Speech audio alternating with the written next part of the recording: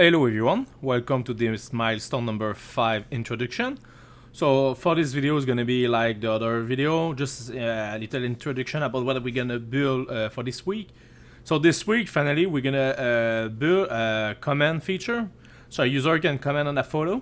So as you know right now in the application we are there, we can unlike a photo, but we would like to, when we click on add comment, to push to a comment screen where we can finally add a comment on top of the other one who's going to be there. So for the first part, this comment is going to be pretty static. So what I mean by that, it's you can create a comment and read the comment, but no real-time stuff. But later in the milestone 5 second portion, we're going to add the subscription, so we're going to get that as a real-time.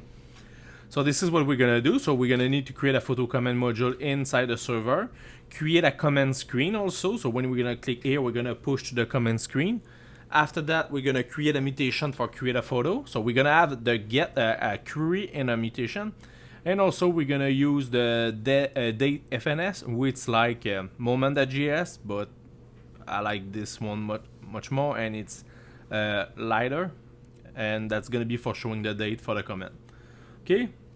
So after this one's going to be done with the command, I think it's going to be time to add some testing on this stuff. So maybe for this feature at the end we can add the testing about like getting the post, etc. And also we're going to need to add some pagination here.